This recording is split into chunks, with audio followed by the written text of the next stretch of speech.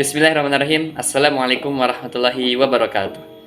Bismillah, walhamdulillah, wassalatu wassalamu ala rasulillah, amma ba'du.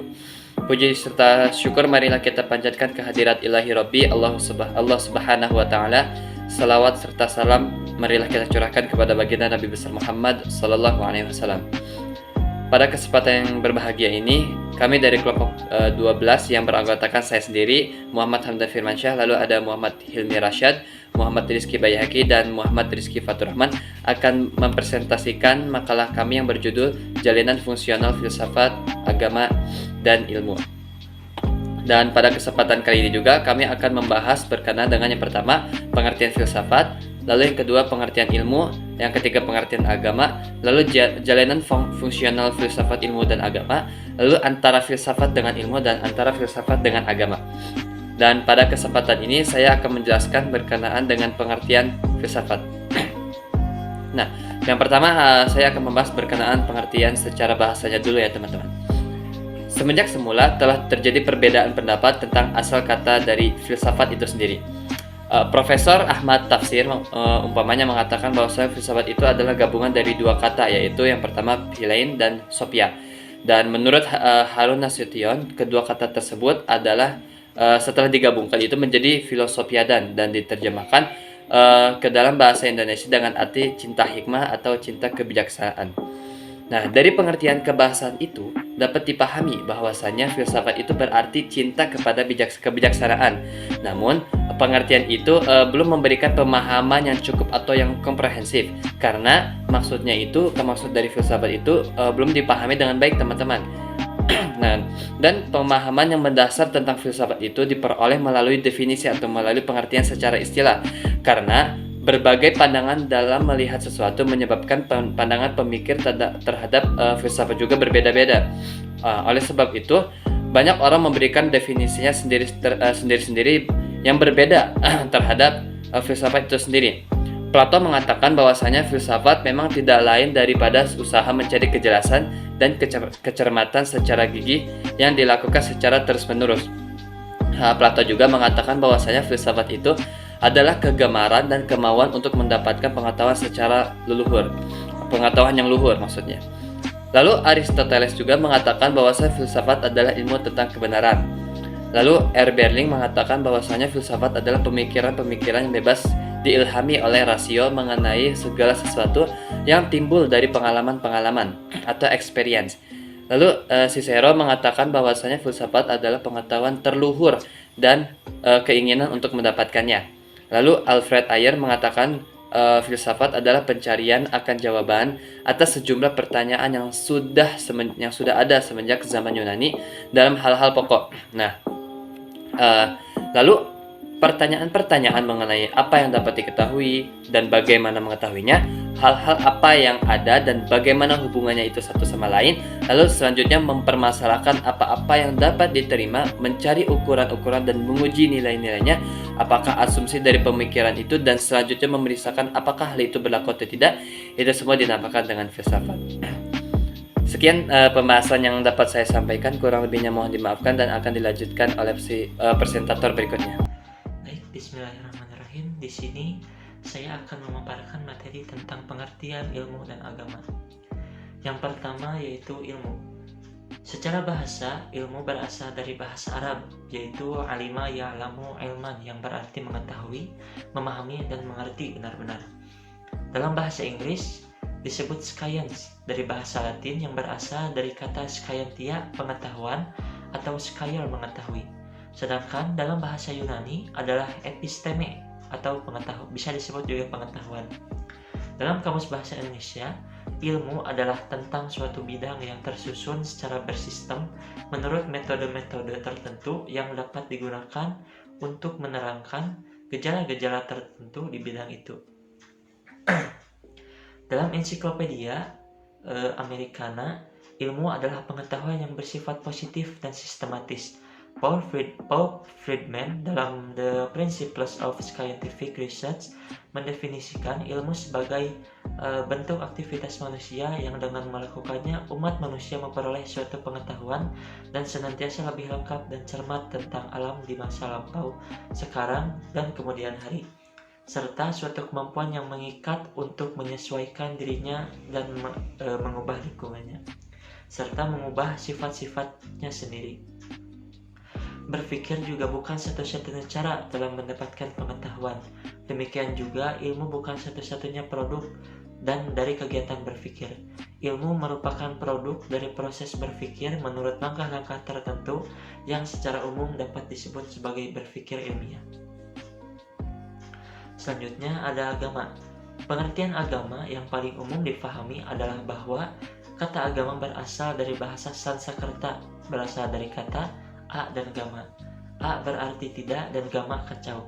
Jadi bisa disimpulkan kata agama diartikan tidak kacau, tidak semrawut, hidup menjadi lurus dan benar. Kata religi berasal dari bahasa Latin relegere yang berarti mengumpulkan, membaca. Agama merupakan kumpulan cara-cara mengabdi kepada Tuhan, dan semua cara itu terkumpul dalam kitab suci yang harus dibaca. Ahmad Daudi menghubungkan makna al-din dengan kata al-huda, petunjuk. Di sisi lain, kata religi berasal dari religare yang berarti mengikat. Ajaran-ajaran agama memang mempunyai sifat mengikat bagi manusia. Seorang yang beragama tetap terikat dengan hukum-hukum dan aturan-aturan yang ditetapkan oleh agama. Menurut Muhammad Abdul Qadir Ahmad mengatakan bahwa yang diambil dari pengertian din al-haq adalah sistem hidup yang diterima dan diridhoi Allah. Ialah sistem yang hanya diciptakan Allah sendiri dan atas dasar itu manusia tunduk dan patuh kepadanya. Sistem hidup itu mencakup sebagai aspek kehidupan, termasuk akidah, akhlak, ibadah, dan amal perbuatan yang disyariatkan Allah untuk manusia. Dari definisi tersebut dapat dijelaskan bahwa pokok dan dasar agama adalah keyakinan sekelompok manusia terhadap suatu zat. Keyakinan dapat dimaknai dengan pengakuan terhadap eksistensi Tuhan yang memiliki sifat agung dan berkuasa secara mutlak tanpa ada yang dapat membatasinya. Dari pengakuan tentang eksistensi Tuhan tersebut menimbulkan rasa takut, tunduk, patuh, serta sehingga manusia mengekspresikan pemujaan, penyembahan dalam berbagai bentuk sesuai dengan aturan yang telah ditetapkan oleh suatu agama. Mungkin sekian pemaparan dari saya. Mohon maaf bila banyak kekurangan. Terima kasih. Bismillahirrahmanirrahim. Assalamualaikum warahmatullahi wabarakatuh. Saya Muhammad Rizky Baihaqi. Di sini saya akan melanjutkan presentasi dari pemateri sebelumnya. Di sini saya akan menjelaskan tentang jalinan fungsional filsafat, ilmu, dan agama. Yang pertama adalah antara filsafat, ilmu, dan agama. Antara filsafat dan ilmu memiliki tujuan yang sama, yaitu mencari kebenaran dari aspek sumber filsafat, dan ilmu memiliki sumber yang sama, yaitu akal atau rasio. Karena akal manusia terbatas yang tak mampu menjelajah wilayah yang metafisik, maka kebenaran filsafat dan ilmu dianggap relatif, nisbi. Sementara agama bersumber dari wahyu yang kebenarannya dianggap absolut atau mutlak. Dari aspek objektif, filsafat memiliki objek kajian yang lebih luas dari ilmu. Jika ilmu hanya menjangkau wilayah fisik, alam, dan manusia, maka filsafat yang menjangkau wilayah baik fisik maupun metafisik, Tuhan, alam, dan manusia. Tetapi jangkauan wilayah metafisik filsafat sesuai wataknya yang rasional spekulatif membuatnya tidak bisa disebut absolut kebenarannya. Sementara agama dengan ajaran-ajarannya yang terkandung dalam kitab suci Tuhan diyakini sebagai memiliki kebenaran mutlak. Agama dimulai dari kepercayaan iman, sementara filsafat dan ilmu dimulai dari keraguan. Ilmu filsafat dan agama memiliki keterkaitan dan saling menunjang bagi manusia. Keterkaitan itu terletak pada 3 potensi utama yang diberikan oleh Tuhan kepada manusia, yaitu akal, budi, dan rasa, serta keyakinan. Melalui ketiga potensi tersebut, manusia akan memperoleh kebahagiaannya yang sebenarnya. Dalam konteks studi agama, manusia perlu menggunakan pendekatan secara utuh dan komprehensif. Ada 2 pendekatan dalam studi agama secara komprehensif tersebut. Yang pertama, pendekatan rasional spekulatif. Pendekatan ini adalah pendekatan filsafat, filosofi approach. Misalnya pendekatan studi agama terhadap teks-teks yang terkait dengan masalah-masalah eskatologis, metafisik, epistemologi, etika, dan epestika. Kedua pendekatan rasional empirik, pendekatan ini adalah terhadap teks-teks yang terkait dengan sunatullah, ayat-ayat kauniyah, teks-teks hukum yang bersifat perintah dan larangan, dan sejarah masa lampau umat manusia. Agama memerintahkan manusia untuk mempelajari alam, menggali hukum-hukumnya agar manusia hidup secara alamiah sesuai dengan tujuan dan asas moral yang diridhoi Tuhan. Ilmu sebagai alat harus diarahkan oleh agama supaya memperoleh kebaikan dan kebahagiaan. Sebaliknya, ilmu tanpa agama maka akan membawa bencana dan kesengsaraan. Lalu selanjutnya saya akan menjelaskan tentang hubungan antara filsafat dan ilmu. Meskipun secara historis antara ilmu dan filsafat pernah merupakan suatu kesatuan, namun dalam perkembangannya mengalami divergensi di mana dominasi ilmu lebih kuat mempengaruhi pemikiran manusia. Kondisi ini mendorong pada upaya untuk memposisikan keduanya secara tepat sesuai dengan batas wilayahnya masing-masing, bukan untuk mengisolasinya, melainkan untuk lebih jernih melihat hubungan keduanya dalam konteks lebih memahami khazanah intelektual manusia. Harold H. Titus mengakui kesulitan untuk menyatakan secara tegas dan ringkas mengenai hubungan antara ilmu dan filsafat, karena terdapat persamaan sekaligus perbedaan antara ilmu dan filsafat. Di samping di kalangan ilmuwan sendiri terdapat perbedaan pandangan dalam hal sifat dan keterbatasan ilmu. Demikian juga di kalangan filsuf terdapat perbedaan pandangan dalam memberikan makna dan tugas filsafat.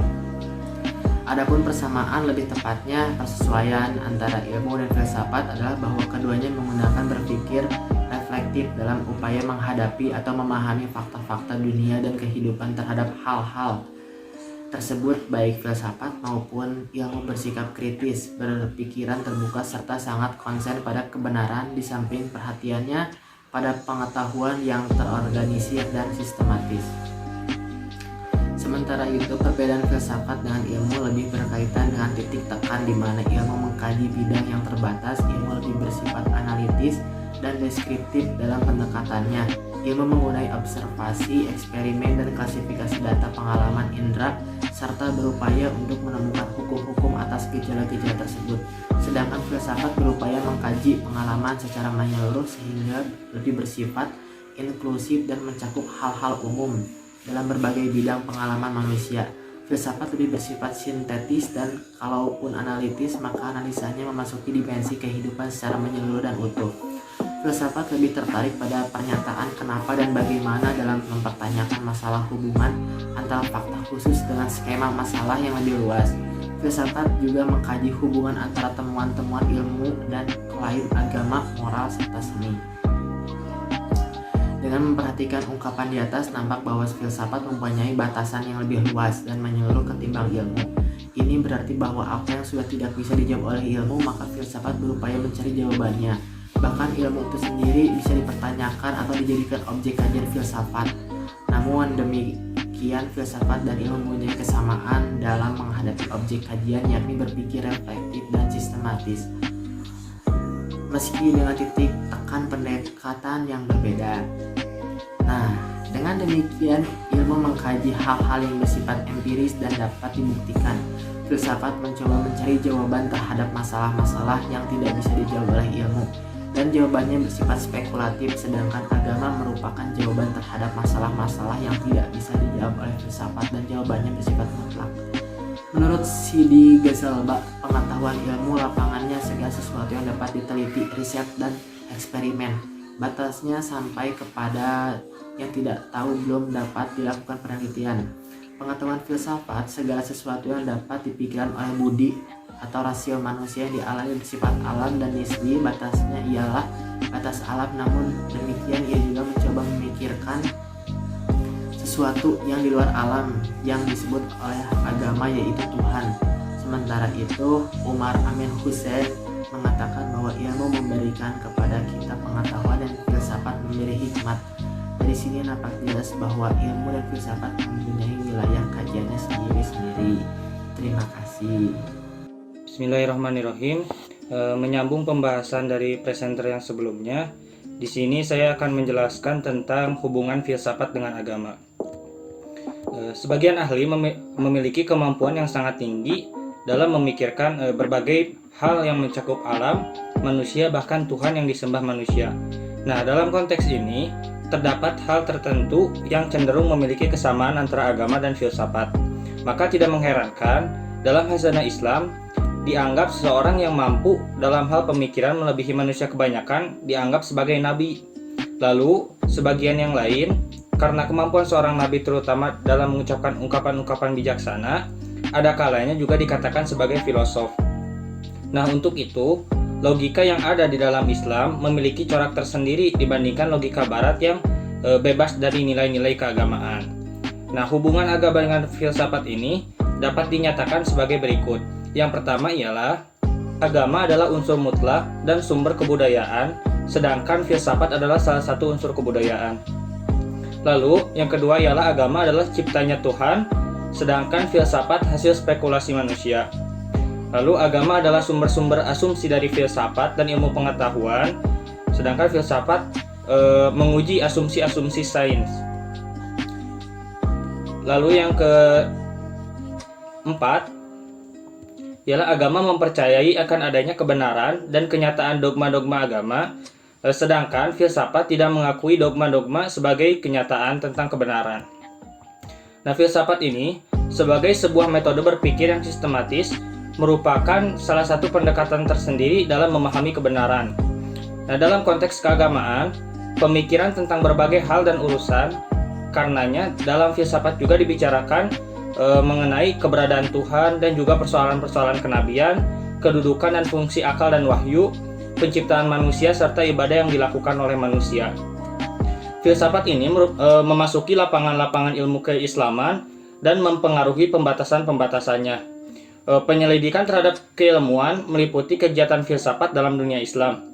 Nah, dengan demikian, filsafat Islam secara khusus memisahkan diri sebagai ilmu yang mandiri, walaupun hasil juga ditemukan keidentikan dengan pemandangan orang-orang Yunani seperti Aristoteles dalam masalah teori tentang pembagian filsafat oleh filsuf-filsuf Islam. Nah, para ulama Islam memikirkan sesuatu dengan jalan filsafat.